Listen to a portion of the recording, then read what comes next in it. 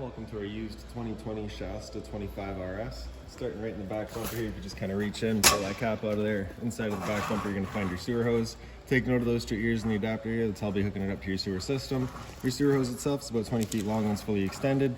And we're just keeping it stored in the bumper back here just to help keep any sort of stench out of the unit and keep things that little bit fresher for you. Cap just presses back into place. And right around the corner from there, as you pop that port open, you're going to find that little notch in the bottom corner here. It's going to line up with that notch there. And just line those up and press it in. Give it a little eighth turn and it'll lock it down. And you got the threaded collar in the back to really lock it into place. Following the cord back, you're going to find a standard 30 amp end. Most campsites will have that. You can just plug straight on in and you're good to go. We do also provide you with a 15 amp adapter. So if you're looking to plug in at home to charge your batteries or run your fridge, you've got the power to do so. Straight up from there in this corner, as well as in each corner of the unit, you get a stabilizer jack there. So what it's going to do is just going to run down, contact the ground, give it another turn or so just to firm it up, and that'll just get rid of any sort of bounce or sway that you see you got in the unit right now, just to keep things firm while you're out camping. Right beside that, you've also got your low point drains. So basically those caps will just unthread from there and it opens up the water system, allowing it to drain itself out. The purpose of that would be if you're just going to be leaving the unit for a while and you don't want your water going stale or stagnant, or if you're going to be winterizing the unit, you can just drain all the water out before pumping antifreeze through. A couple of steps forward, we get your exterior shower, so you'll get a key just like this little guy there. Stick it on into there, open it on up. And you get the standard hose with a 3 foot, right? And then as well as the standard head, hot and cold water. If the dog's out getting muddy, you can spray him off before he gets inside. That hose will just tuck back in there. You stow the handle underneath the knobs there and lock it back down. Down below that is your city water connections. Basically your water hose will just plug into there, turn on the water. That pressurizes the lines throughout the unit. Down below that, we get your sewer system. So that cap there, if you kind of push on it, you can turn it off and you can pull it out of there. And you see it's got the same two ears that your sewer hose had. So that'll attach the same way where you press it on, turn it, it clicks into place, and there you go. On the left, you get a gray valve. On the right, you get a black. So that black valve is controlling your black tank. Black tank is filled from your toilet. So it's, of course, going to be our dirtiest water. So we'll be dumping that first. Once that's done, you can then come over to the gray. The gray tank's going to be filled from your bathroom sink and your shower. So typically cleaner water will dump that last to help keep that hose as clean as possible. Kind of up from there and off to the side, we get the exhaust for your furnace. So that's just, of course, going to get hot whenever you're running your furnace. You just want to make sure it's not blocked off. A couple of steps down the side, we get an antifreeze inlet here. So that would be for winterizing the unit. You can take a water hose and plug it into there, stick it into a jug of antifreeze, and as you turn on all your taps with your pump on, that'll just draw out of there, pressurize all of the lines, and allow you to winterize the unit. Down below that's your hot water tank. So that keyway there, you just line that up and you can pop it on open. All the air controls for turning this guy on are just inside of the unit. Before we ever turn it on though, we just want to hit that relief valve right there. Make sure that shot of water comes out. A bit of water coming out of there is just letting you know this tank is full. It's safe to fire it up and you're not going to burn anything out by doing so. Once you're done, you're just closing it back up, lock it back down with the keyway there. Straight down below that, you're going to find a galley tank outlet. So this will be for your kitchen sink solely. Same sewer system where you're just putting the cap in and out, right? And then you get the valve kind of off to the right side of it there. Beside your hot water tank, you get cable and satellite inlets, so just coax cables plug into their respective ports and fire up at your TV location. Solar panel inlet there, so just a 2-prong plug would plug into there, ties into your batteries and allows you to charge them. Storage compartment here, so inside of here you're going to find a water hose, and inside of that water hose you're going to find that park adapter I was telling you about, so your 30 amp cord into there, 15 to a standard outlet. That jack there's a 3/4 inch end for running all of your stabilizers. Down in front of the unit, you get your battery box here. So your battery itself is housed inside of there as long as you're plugged into that short cord in the back or your 7-pin to your tow vehicle. That battery is charging for you. The two knobs there, if you loosen them off and push them back, you can open it up. You get access to your 2 propane valves. For the video, I'll just pull this right off. So you can see that change over there is currently red. It's just letting us know we've got no propane in the system right now. The arrow is pointing over here, so we'll open up this tank, and when you see it goes green, that green is just letting us know we've now got propane in the system and we're good to go. If it were to go red while you have a tank open, it's just letting you know that tank's now empty. You'd close it off, switch over to the other tank, just switching it right over like that, and run off the other tank while you get the one filled. Standard tongue jack, so one way's up, other way's down. Other side of the unit here, we got the other end of your storage compartment. So it does just see straight through to the other side. The compartment is also accessible from inside underneath your bed. Couple of steps back, we can get your fresh water inlet here. So you're just gonna pop that cap out of there and take your water hose, stick it into there, turn on the water, and that fills up your fresh water tank. Lead drain for that tank, marked by the sticker, is kind of right behind that shackle there. So you get that little valve. We've currently got that opened up, so it was just draining itself out. You're of course just going to turn it back up to close itself off. And there you have it. Step backwards and we got Gfi Protected Outlets out here. Right, resets inside of the unit. And then your exterior kitchen here. So open that on up, you get a little finger on the right side there, holds it open for you. 120 volt fridge, so as long as you're plugged in, that fridge is going for you. Little travel latch in the back left there, just undo that and you can slide this guy on out. Gets another little lock right at the end there, just to hold it in place. Then you get your hot and cold water. There's no drain here, it is just a kind of dump out sort of sink. So just pull it out, dump it out, stuff it back in place. There's a power outlet up on that left side there as well.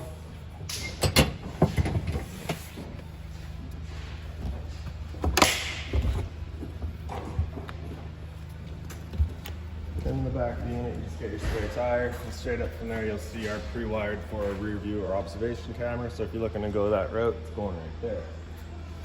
Now we'll make our way inside of the unit, and on our way inside I'll just point out your two exterior speakers real quick. Your assist handle just up and you can move it wherever you'd like it.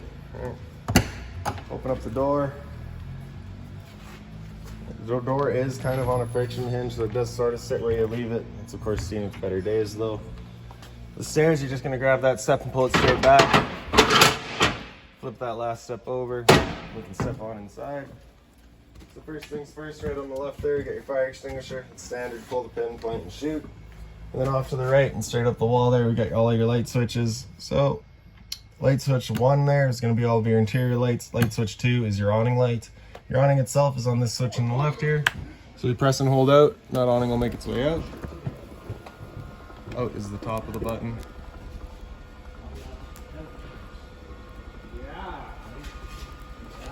So once that awning's fully extended, you're going to see a little white flap come down as well as the gray of the metal tube. Once you see that, you're going to want to stop. If you're to continue extending, it can actually wind itself up backwards, in which case the fabric will be underneath the tube, allowing it to then hold water, accelerating the growth of mold and mildew. So that flap does sometimes get sticky. So you just kind of overextend it a bit and bring it back. And usually it comes down. There we go. So we'll stop right there.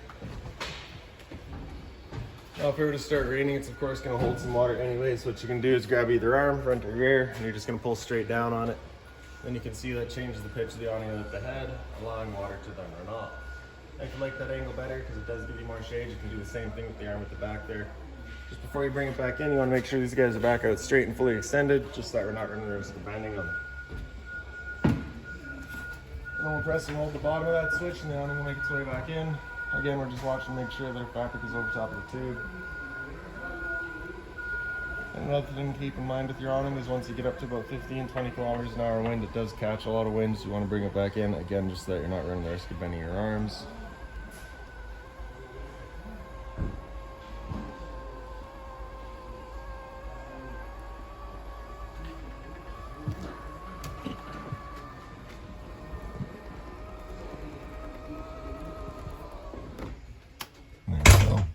So your slide out's on this switch in the bottom right there, so we'll press and hold the top of that and it makes its way out.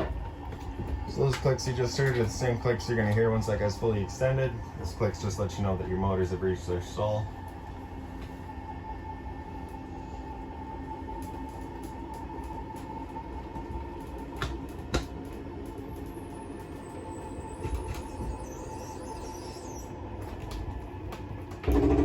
There we go. Up from there, we get your controls for your water heater. So on the right there, you get your electric switch to turn that on, turns it on with electricity. Switch in the center there is with gas, so you turn that on, fires it up with gas. Right. If it ever doesn't fire up, you'll get that little check light right there, just letting you know it hasn't. At that point, just off and back on to reset it. Instead, right here, you can hear the click of the igniter and the whir of the flame. Water pump on the left there, so as you turn that on, turns on your water pump, drawing out of your fresh tank to pressurize your lines. And we get your monitor systems on the left there, so on the far left you get your batteries. You can see you're currently 12.3. As it goes down to go to 11.7, 11.2, and then low. Your fresh tank, as you fill that up, you go to a third, 2/3, and full. Same idea for your black, your gray 1, and your gray 2. Your gray 1 is going to be your bathroom sink and shower. Your gray 2 is going to be your kitchen sink. Down the wall from there, we get your thermostat there. So good old analog thermostat. So center right is off, far right is heat. Select your temperature, auto fan. If you're looking to run your furnace, that'll turn on the furnace. So with that furnace going, it's just got the two outlets right there, the one in the front of it and the one on the side of the wall. They both turn, so you can kind of choose where you're shooting your air, that you don't have it fully ducted. Once you're done, just slide it back to off. It'll run the fan for a second just to cool itself down, then it'll turn itself off. Center left there's fan, so that'll turn on the air conditioning fan, just moving some air around. There's no cooling involved in that. And then you can select, of course, your high or low fan just based on what you like. Otherwise, we're leaving that in auto. Then we'll come into cool. That'll turn on the air conditioner. Sorry. Go into cool, select your temperature, and that'll turn on the air conditioner. Again, just using the high fan. With your air conditioner, you basically got two different options. You can have these two louvers there closed, in which case we're using all of our ceiling ducting to move the air. Or you can open them up, and it just dumps all of its air into the living room here.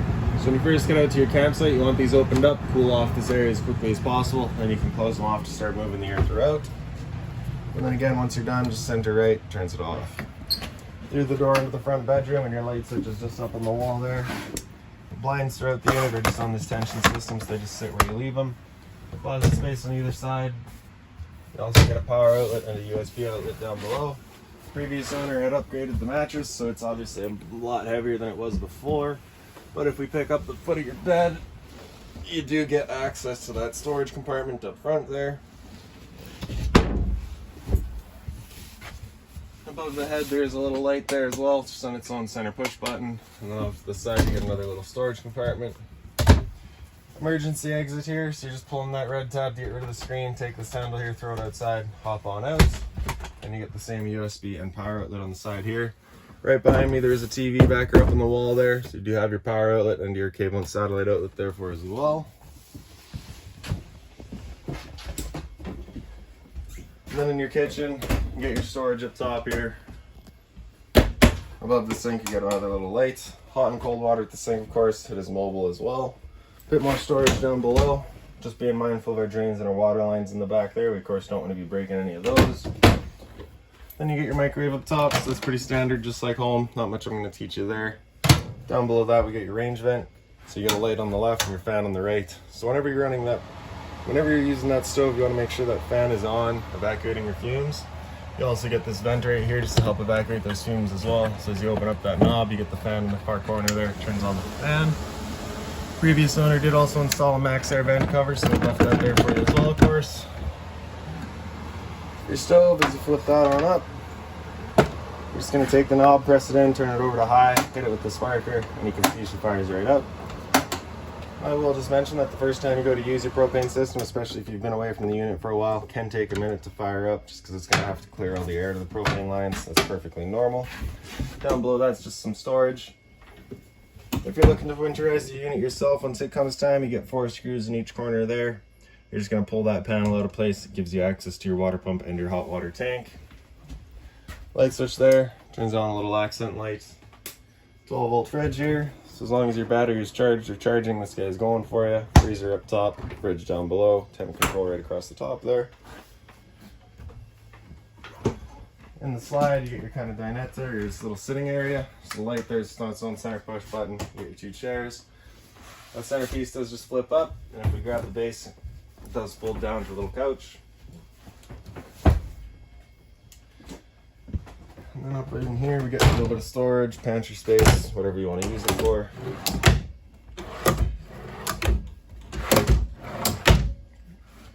And then your dinettes are right above it. Again, the light's just on its own button there. The table itself, if you just kind of wiggle it up and out of its legs, you can do the same thing with their legs. Move them down. Then you got a little ledge on either side there. You'll take the table, lay it down on that, take your back cushions to fill in the dinette and create a bed. Then you get your entertainment area here. So this TV is on a mount. It pulls out and kind of swivels around. Up above it, you get your cable and satellite outlet in the right there. In the back, you get your antenna outlet. Turning that antenna on is just that button in the back there. Turns on that green light, letting you know it's on. Then your power outlet on the far side for it there. Got AV cables, which are linked into the stereo here. So the stereo that you just got power button is the knob. Yep. So mode, and you can cycle through all of that. Auxiliary 1's in the front, auxiliary 2's in the back. Bluetooth, connect to your phone. FM, to cycle through all of that, would be just band there, and you can get through AM and FM. Zone 1, I believe, is your inside set. Zone 2 is your outside set. As you turn up your volume, it controls both of them. So if you're looking to do one at a time, you can turn on 2. You can control that individually to a certain level, and then you can bring in 1 as well to help move that up as well. Press the knob there, you get into all your settings. Press and hold, turns it off. Then your 2 bunk spaces here, so you get the little lights, center push buttons again, USB outlet in the back wall. Same thing down below. Same emergency exit back here that you had up front. Pull the red tab, stick the handle outside. Converter down below it. So you're pressing it top and center and it pops on open. You get all of your breakers across the middle there. Whenever a breaker breaks, it's gonna sit in the center, so just turn it off and then back on to reset it. And then on the right side, we get all of our fuses. Whenever a fuse pops, you'll get a little red LED right beside it, letting you know exactly which one went. And then lastly, we'll just come up into the bathroom here. So your light switch is just straight over on the wall. You get your medicine cabinet over here. Down below that's your Gfi Protected Outlets. Rest on the bottom, reset up top. Hot and cold water at the sink, of course. A little bit of storage down below. Again, just being mindful of our drains and our water lines. Toilet just flips on up. You get your flusher front and center. Standard head and hose in the shower. And then your curtains just tucked up on the side there. Straight up above our heads, we get a roof vent, similar to what you had up front. Just turn the knob to open it up. Another max air vent back here as well. And the fan in the corner.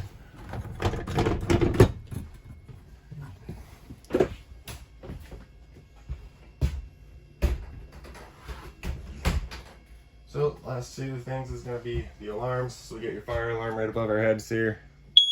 That's good there. And then right in your dinette down there, we get your LP detector.